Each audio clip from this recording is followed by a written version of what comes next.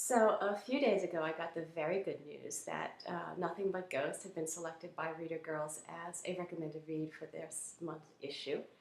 Little Willow, the dear heart that she is, sent me the note, and at the end of the note she said, could you do some sort of update on what you've been up to since you were Reader Girls author in residence? I said I'd be happy to, and I've been sick, so I hadn't been able to do it for a while. But what I've been doing, so many things. I had a lot of corporate work, January, February, March, and that kept me very busy.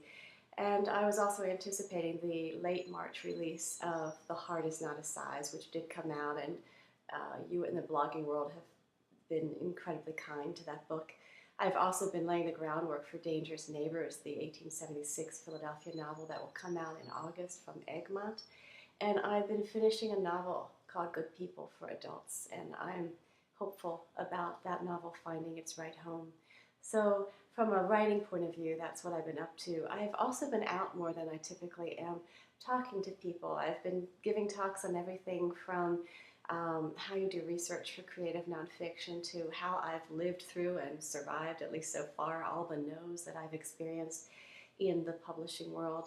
I had a tremendous Heart Is Not a Size party thrown for me by the wonderful, delightful Elizabeth Mosier.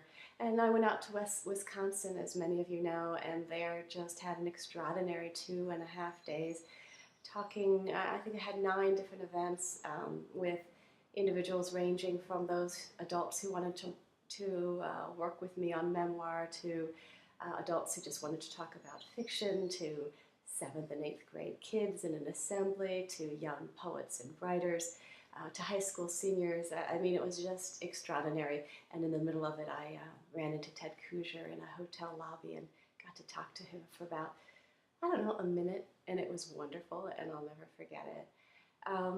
I've been preparing also to go to a number of conferences and conventions. I'm really looking forward to the Book Bloggers Convention, to BEA, to ALA. I'll be teaching at Rutgers Camden. I'm going to be teaching memoir there. A couple of other things. I'm teaching at Agnes Irwin for a day, young writers there. That's coming up in 2 weeks. And I'm preparing, I was asked, and I'm very happy to do it, to return to the University of Pennsylvania for next spring. So I'm thinking about what I will be teaching there in the nonfiction realm.